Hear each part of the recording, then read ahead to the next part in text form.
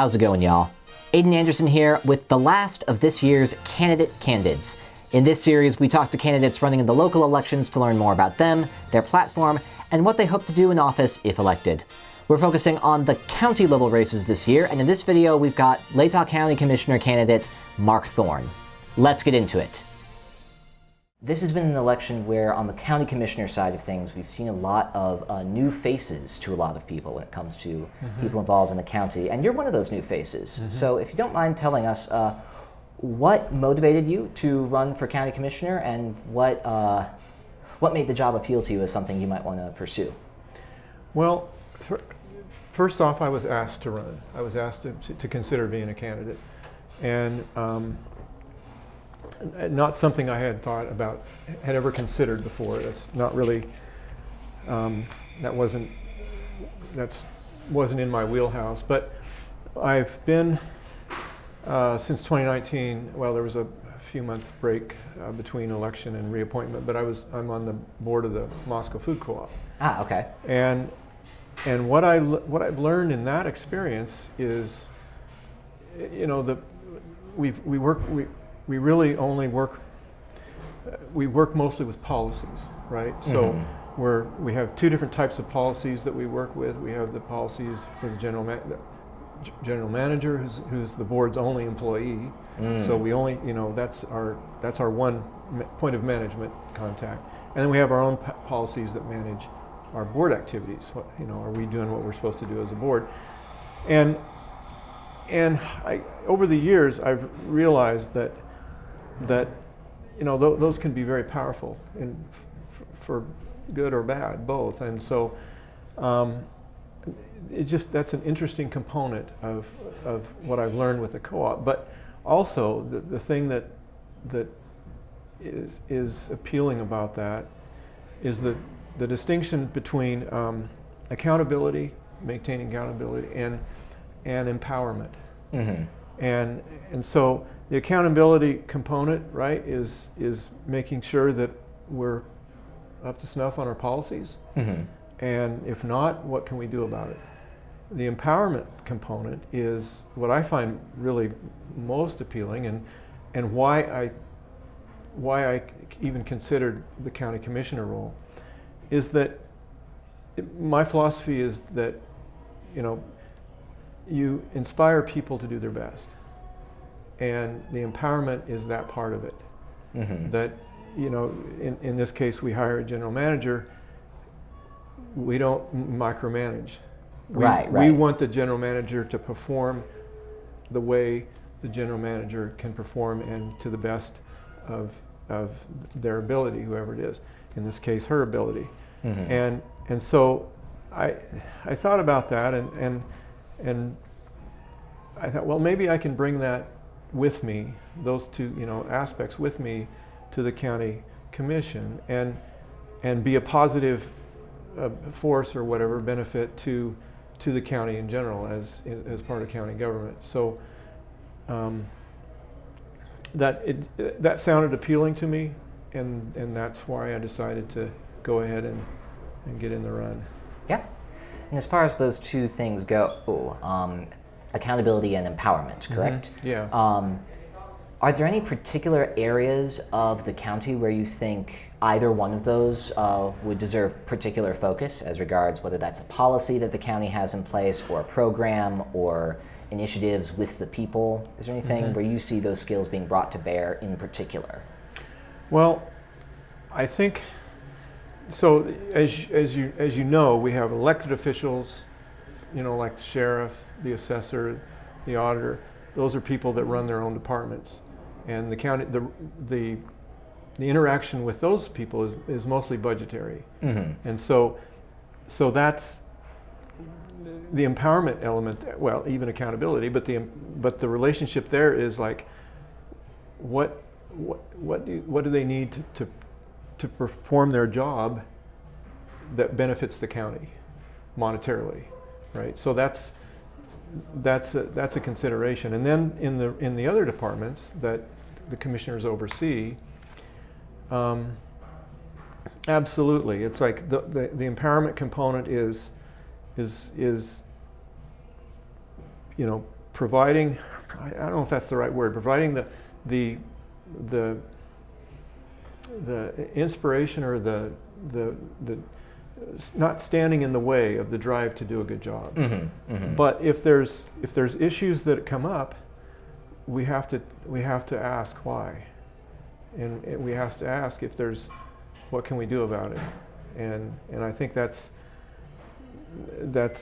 important. Now, I've spent, since I started interacting, I haven't had to talk to all the department people yet, but I've talked to a number of them, trying to learn what the relationship is between the commissioners and them and their department. And for instance, planning and building is a major player in land use here, right? Zoning and permits and all that kind of stuff. And what I found is that they, I'm really impressed with the job they're doing and that they're trying to do, and the fact that they have a concern for protecting valuable land just as much as anybody else, and they're doing what they can do to do that. The fairgrounds director, I feel is from what I can see, I'm pretty impressed with our fairground. And our fairgrounds, and I know that they're on a slim budget, so that's an issue. But I'm impressed with that. I know there was an issue with the solid waste because there was a change in hand, and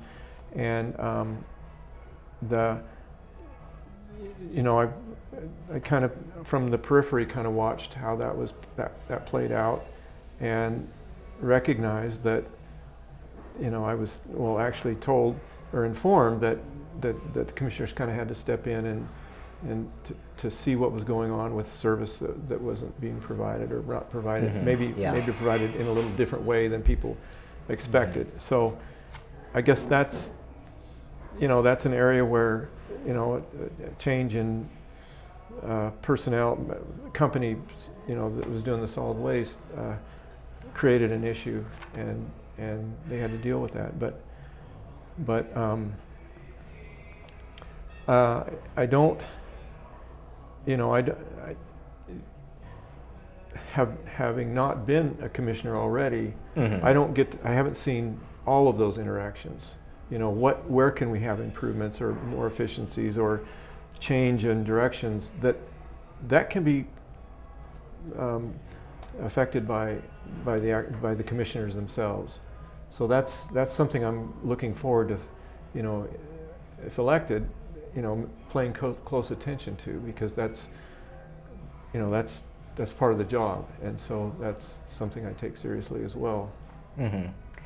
I want to commend you for being one of the first newcomers that I've heard in these conversations talk about each of the departments, well, not all of them, but each of the department heads specifically in terms of the job that they're doing and interacting with them. I think that's to your credit in a lot of ways, because a lot of people who maybe don't pay attention to the county as much will oftentimes view the county with the same lens that they view other political offices or other political conversations, but it's not necessarily all that the case because of just the nature of what a county does and who the county as an organization is accountable to.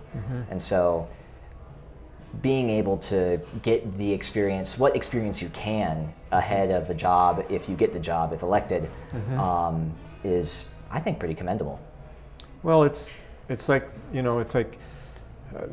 there's no document that says, okay, here's what you'll do as and spelling out. Yeah, there's some things that I've gleaned from different places, but and then I've come to the recognition. The budget came out here just a few weeks ago, or right, $3.2 something million budget, right? And I tried to make sense out of that, and then I realized people talk about state mandated programs. Okay, so I started looking. I said, well, what's that all about? And what I discovered, and actually, Kootenai County has a nice list of the state mandated programs that they have to follow, and Latah County is no exception. It's the same state. And what I recognized is 90+% of that budget is spent on state mandated programs. Right? It's you look at, in fact, more than that, because if you took 10% of that budget, that'd be $3.3 million. There's no way that the non-state mandated programs add up to that much spending. So it's 90-something%. It's a big amount, and it's up to commissioners, which I've discovered, to manage, and the department, right? The departments, especially the elected departments, have to present a budget, what their request. The commissioners have to look at that budget and go, well, this is how much money we have.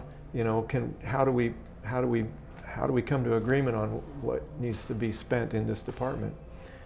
But when I recognized that it was so much mandated by the state, and I don't know yet what happens if you don't meet a state mandate. I mean, that's a big question too. It's like, well, if you don't, so we need a jail. If you don't have a new jail, apparently. Yeah, I was going to say. So if we don't have a new jail, what's the consequence, right? And so, those are questions that I still need to look into. But yeah. Yeah, that's part of just the learning curve of the job as you become more familiar with what all is required of you, whether that's by state mandate or just by the job description, and then what all do you have flexibility in that you can start to think through more creatively or at least more independently than what already exists. When it comes to some of this state mandated stuff, I'll occasionally hear the commissioners say something like, when someone comes and voices a complaint, say, hey, we appreciate you bringing that to us, but there's not much we can do about this because it's a state mandated thing. Is there anything you look at the state level and say, okay, it would be nice if we could get more people understanding that this ought to change at the state level because that'll make it better for us? Anything in particular like that? Well,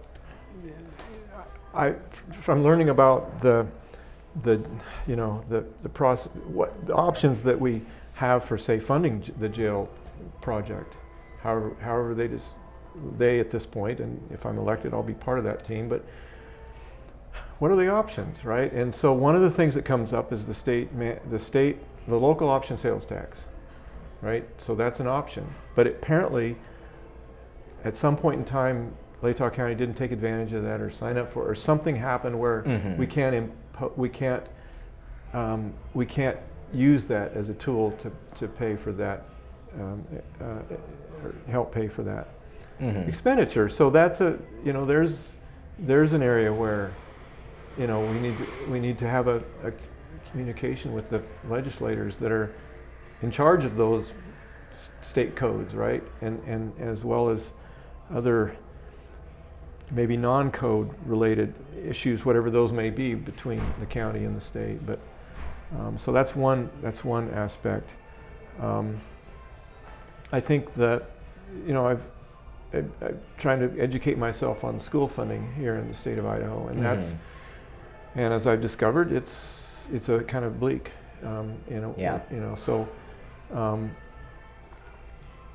So what, how do we communicate with the state to, take some of that burden off our taxpayers here, so that, that we're so that those, people that are paying the property tax that everybody's complaining about, gets some relief, and and other ways that in reindexing the assessment to, or the property tax assessment to the market value. That it used to be indexed apparently, and then I think was it 2016 that went away? Yeah, I'm not sure on that, but that sounds accurate. I want to say there were some pretty big changes that happened. I mean, there were a lot of big changes that happened in general around then, but so that's and having that go back to index with property values, then that would, it's the housing exemption. It's the indexed so that would then boost the exemption on a person's residence to somewhere between $225,000 and $240,000, as opposed to $125,000 where it is now. So that would take that assessment load down, and then because as you know, the county budget can only increase 3% a year. But market value has been doubling. That's been all over the place. Right. So as market value goes up, the levy rate goes down because we can only go up 3% a year. So, but it's still with the homeowner's exemption not going up as it used to, and with potentially some issues with school funding. It really has created issues for people that are property owners. So that's where those are just things that have to get dealt with somehow. And between the county and the state, it has to happen. I know, it is Idaho, so there is the nature of hotly contested politics or political discussions. I imagine that you've dealt with conflicts yourself in your capacity as a president of a board over at the co-op. What strategies do you employ for conflict resolution in situations where you're dealing with, it's a multifaceted issue. You've got very strongly opinionated people on different sides of the issue. How do you go about building bridges or resolving things? Yeah, that's a good question, because it's, as I see it, with the co-op work, you get complaints, you get problems that may be more directed at the operation of the store, right? So in that case, we can say, hey, look, that's, we commiserate with you on this, but that's an operational issue, and we, in our capacity, have to stay separate from that. So at the county level, though, I think that you can't hide behind that. Right. So the conflict stuff is, I think the most important thing is being able to sit back and just listen to both sides, or to listen to whatever side is coming at you, and to let them be heard. And if it's an issue, I was at a thing. It wasn't a forum. It was the Latah County Realtors meeting, and all of the county candidates got up, had a chance to say something. And afterwards, there was a person having an issue with something, road access or easement or something like that, out in the Deary area, I think. But anyway, out from here, and he was presenting that case to Commissioner Bowman, and it was great, because I got to step back and just kind of listen. Okay, how do we handle these things? Yeah, he's been on the job for a little bit now. So how does he? Yeah. And he listened, and he provided the information that he could provide as a commissioner. That he, here's the issue on what happens for these, whatever the situation was. And he said, I can look into this and get back with you. And I thought that was pretty educational. He didn't, there was no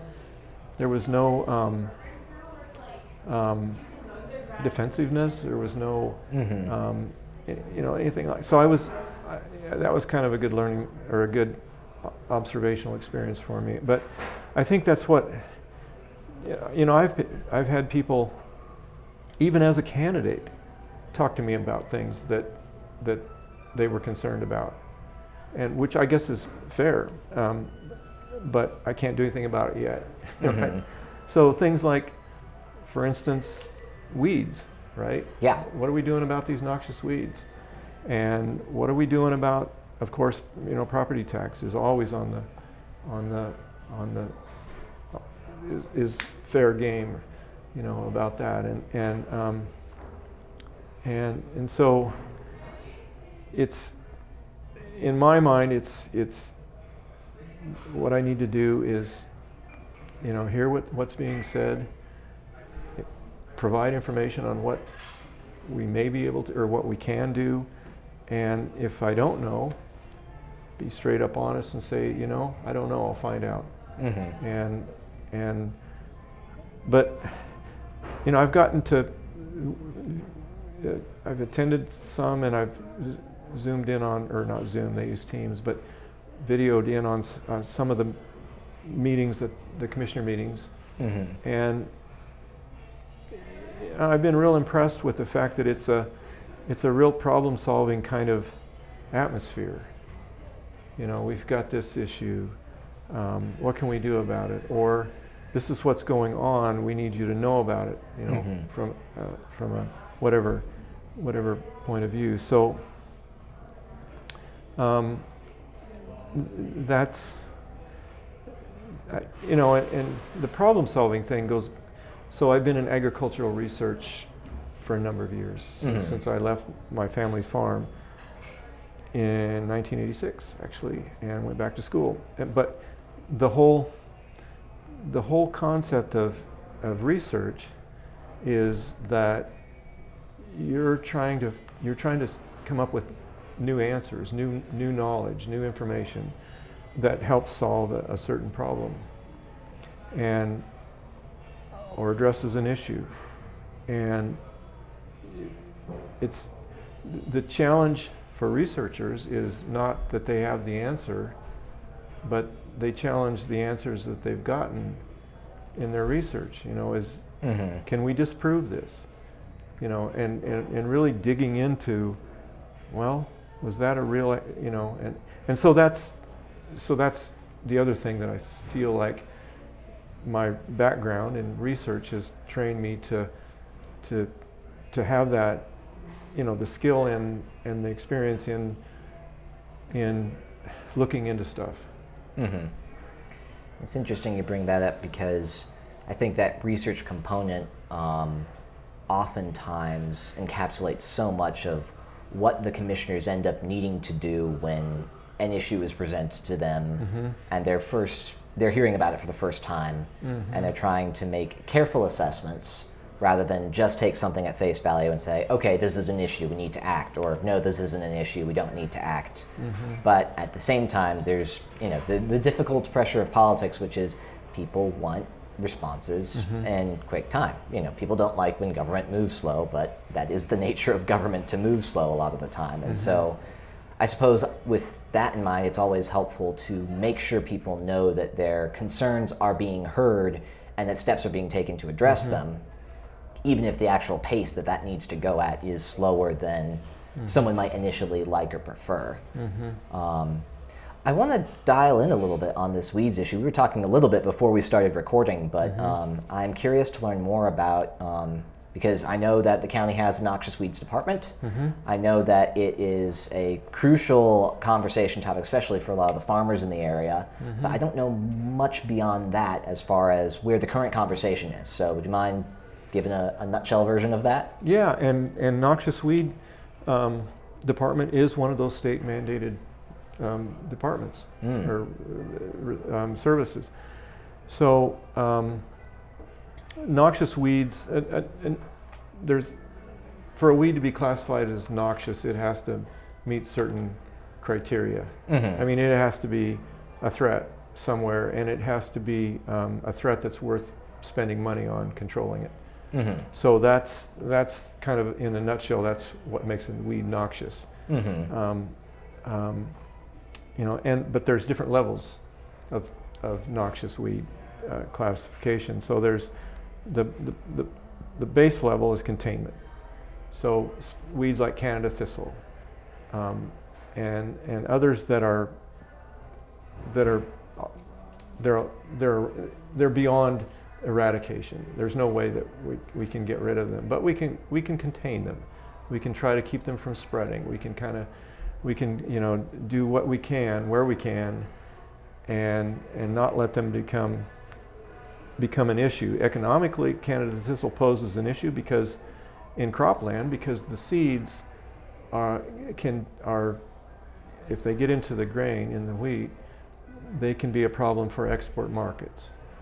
Because some countries don't want to have our Canada thistle sent over. Ah, fair. Because if they're noxious weeds here, they would be a noxious weed there as well, or are there other reasons? Yeah, pretty much that. They don't want to have more weed issues, but so that's kind of the base level, and then it goes up all the way up to eradication. And if it has that classification, usually it's a weed that's new to the area or it's in small numbers, and it potentially can be eradicated. And there is potential of fines for not complying with noxious weed law. So it's the other element of that is that if the county has to come onto somebody's property and control a weed, then the property owner will get a bill for that control. Fair enough. So that's kind of the thing. But I think the noxious weed thing is critical to look at, because we have weeds that aren't on the noxious weed list that could present some real economic considerations. There's an annual grass, Italian ryegrass, that is causing farmers to change the way they farm because it has become resistant to many of the herbicides that were once used to control it. So a pulse crop like lentils, it used to be controllable, but now it's not so much. So and where that weed, it's mostly here in the high rainfall areas, and it really likes wetter soils, and it can basically, really wipe out a crop in where it gets into a dense stand. So that's an economic consider. There's no noxious weed classification, so there's no responsibility from county government to do that. But I think we have an obligation to our growers to at least consider what we can do and assistance where we can. However, that I know there's some discretionary money, but whatever that's maybe so. Yeah. Either way, if farmers are coming to you with concern over this particular weed that maybe isn't on the official list as far as state mandates go, but it's at very least it's a county local concern that falls under this category, being able to think creatively about, okay, what might we be able to do, including but not limited to, I imagine, getting it listed as noxious at the state level so that you guys can be in charge of and or responsible via the state to take care of it.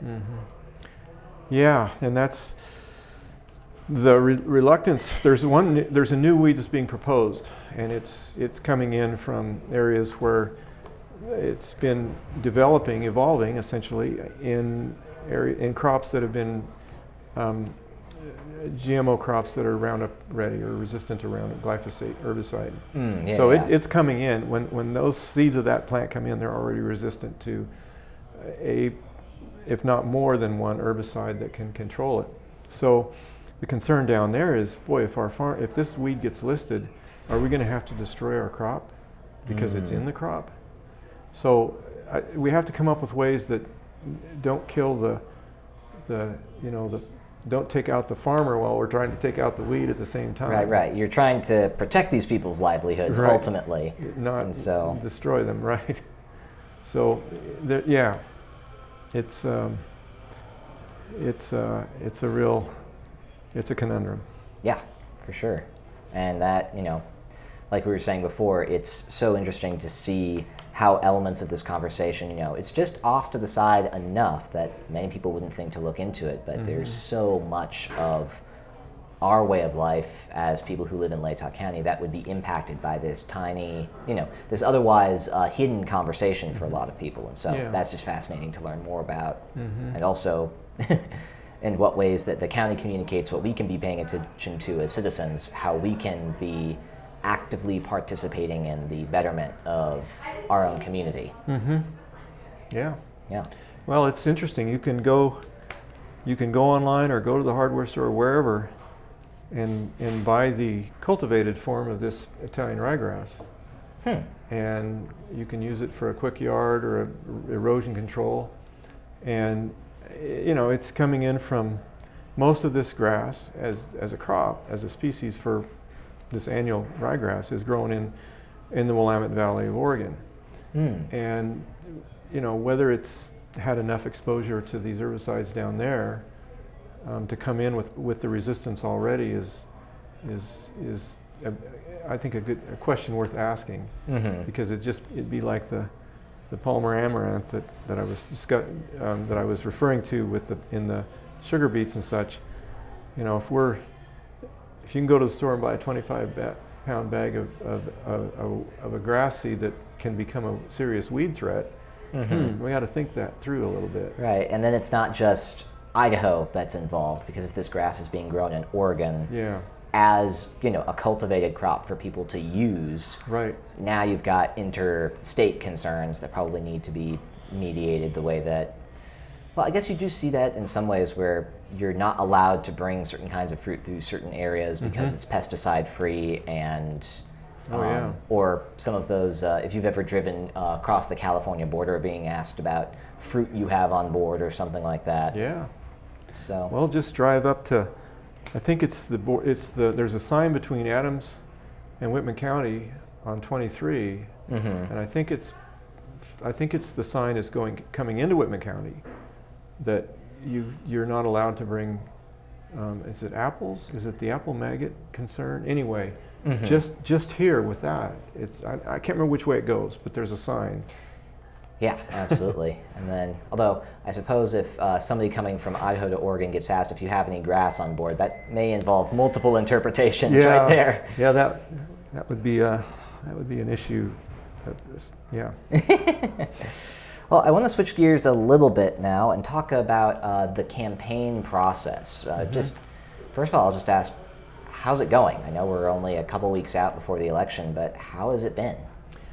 Well, because I've not run for office before, I really haven't got a good way of answering that, other than I've talked with a lot of people. I've been to forums, I've been to parades, I've been to meet and greets, and there seems to be good feedback and good response. This is a learning curve too, and I've had forums where I felt like I did a fairly decent job, and I've had forums where it's like, dang, I'd like a do-over on that one. Yeah. Because it's, you stand up there and you get 2 minutes to answer a question, and if for whatever reason, if you're foggy or whatever, it doesn't go so well. But that said, I think there was a group that anyway, somebody contacted me about what would help as a candidate, what would help me as a candidate or help candidates. And as new candidates, I think there needs to be some discussion on, well, what to expect? How do you prepare for a forum? How do you deal with the fatigue that's going to come up? Because it can be exhausting, physically and mentally.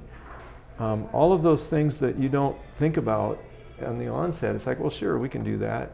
It's like and then it's like, dang, I don't know if I can make this or not. And you start to look at your calendar and how little space you have to breathe, even. Yeah. So, as far as the campaign goes, I think it's going reasonably well. And but if I wasn't a first-time candidate, I'd probably have a better way of assessing that. Yeah. So, being a first-time candidate then, obviously, I mean, everybody might have something in their mind when they think of what does it take to do a campaign. But what was the most unexpected part of the campaigning process, sort of thing that you realized you were doing and you're like, you know what, when I started, I genuinely had no idea I was going to be doing this? Well, I didn't have a good handle on how much speaking in front of people there would be. I mean, that seems kind of silly, you know. You'd think that that'd be common sense. You'd have that. It's like, of course, that's what you do. But yeah, that one has been that's been an eye opener, because it's not just talking in front of people or with people. It's presenting yourself, or presenting, you know, and when I've done presentations for my research work, say at a national conference, right?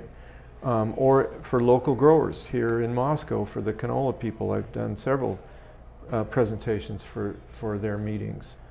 And it's a different thing. I mean, you're not presenting yourself, you're not selling yourself, you're explaining what you're doing, and you know, here's the issue that we have that we're researching, and here's why it's a problem, here's what we did, and here's the results of that. That's a different thing than saying, well, I want to be county commissioner because I want to do X, Y, and Z, or because I think X, Y, and Z are important. So that's, you know, being a researcher, you're trained to be careful about what you say. You know, if it doesn't have a p-value associated, a probability value, right. It doesn't exist. Yeah. Right? It's not a thing. And so you have to be really cautious. And so I've tended to, you know, stay within the guardrails of what I know, but really it's a different kind of message, and so that's been something I've had to work on. Yeah. What about your interactions with the other candidates? Because I know there's been a few forums now, and maybe, I don't know, I imagine there's a few more scheduled just as things ramp up towards election day. What have those interactions been like? Great.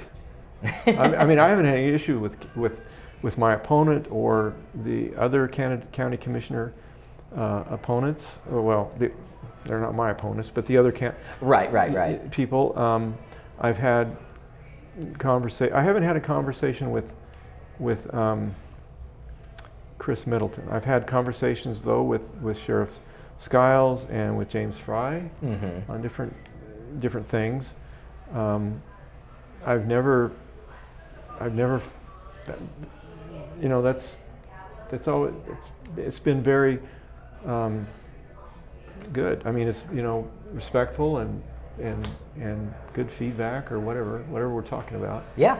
I mean, you know, people complain about a lack of civility in politics a lot of the time, and so it's encouraging to hear. I think I've heard from all the candidates so far that it's been a very civil local campaign as far as they're concerned, which I think is huge, and maybe a breath of fresh air for a lot of people who are trying to pay attention to stuff. Well, when I first, I met my opponent, I can't remember how many, 6 years ago, I think, because he was the person that Nancy from the health department had hired to use his excavator to dig a perk test hole for the septic system on that where we were going to put our house. And so I'd met him then, and I hadn't seen him, you know, until the campaign, and you know, he came over and shook my hand, and I said hi, and you know, I just said, you know, and well, you know, we're running for the good of the county, and he agreed with that, and you know, that's where we're at, and we may have different views on different things, I firmly believe that we're both concerned, both have the county at heart, county's best interests at heart. So that's yeah. I think that's important. Yeah. And I think, county government is an interesting one in that it's relative. There's a lot of things that are inflexible about it. Mm-hmm. So in terms of presenting an agenda or saying like this is going to be my platform that I run on as county commissioner is a little bit tricky just because of how much, or rather how little, you're actually able to affect in terms of an agenda, so to speak. But that aside, when people ask you, whether they know anything about the county or not, what your vision is for Latah County if you get elected, what's something that you respond with? For the county's role, my vision is that the county government, for lack of a better way to say it, is there and providing the services that the people of the county need. And that I think is, that's one of the top priorities, because that's what we're charged to do with the budgeting, the oversight, all of that stuff, oversight with the non-elected departments, and that's the people kind of depend on things happening. They depend, they want to feel safe, so they want to know that the sheriff's department is functioning. They want the garbage to be picked up. They want that if they're doing a building project and they submit a building permit, that it doesn't take a year for somebody to come out and approve their project, right? So all of these things that that go into county government or county oversight, whatever, those need to be there as much, and they need to be. It needs to be managed fiscally responsibly, but they need to be there. Yeah. Or then what happens, right? Then we really get into a mess with people upset and not having what they need done. So that is kind of at the top of the list, or that's what I try to explain as my role or my vision for the county. But also, there's things that we can affect. Like, I know that there's been work done by the commissioners to try to form a housing authority that can take over and try to find ways to make housing affordable for people that can't play in the current market, right? And that's the situation we're in. We've got a market that is, pretty hot, I guess is the way to explain it, or and it just makes it difficult for, how.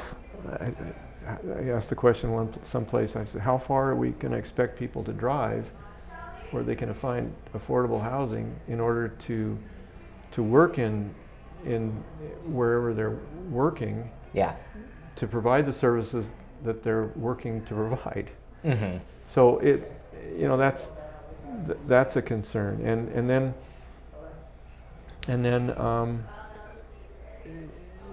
the other things. I know there's water concerns here. They're not more than just concerns. There's water issues here, and obviously that's a cross-state thing, and the county, there's county commissioners can't say, well, you can only use so much water, whatever. But we can be influential, I think, in ways to encourage conservation and whatever else that has to be done. Whether it's, I know there's discussion about bringing water in from someplace else. Well, who's going to be affected by that, right? So there's a concern there. So those are issues that I see that are that are important for the county in general, and you know, maybe they're not ones that an ordinance can be drawn up to you know fix, but there's got to be ways to be effective in trying to find solutions. Well, I only have one more question for you. Okay. And that is, well, first of all, where can people go to find out more about you or your campaign? And then secondly, is there anything that you want to let people know who might be watching this video about you, about your campaign, what have you? So I have a website, votemarkthorne.com, and I have a Facebook page, a campaign page that's a similar name. I think it's Vote Mark Thorne. Anyway, Facebook. It's a campaign page, so it's not a personal page. And those are two areas. The web page, the votemarkthorne.com, is the most informative of where I've come from and what I see as important. As a final word, I just, you know, Latah County is a really cool place to live. I mean, the fact that there's diversity of landscape here, and one of the, you know, the Palouse Prairie region, even though there's not much Palouse Prairie left, but it's just it's a gem, and I find that to be, you know, very appealing, and I certainly want to see this area be a great place to live, and so that, you know, people want to move here, and that's causing some of the market issue. But, you know, on the other hand, the whole area is like I said, it's a gem, and we need to treat it as such. So that's pretty much it. Yeah, Mark, it's been a pleasure. Thank you, Aiden. And that was our conversation with Mark Thorne. As with all candidates, I highly encourage you to check them out yourself so that you can go into the election well prepared and educated. We'll have the relevant links posted with this video, and as always, if you have any questions, please reach out. I'm Aiden Anderson, and this has been Candidate Candids. We'll see you next time.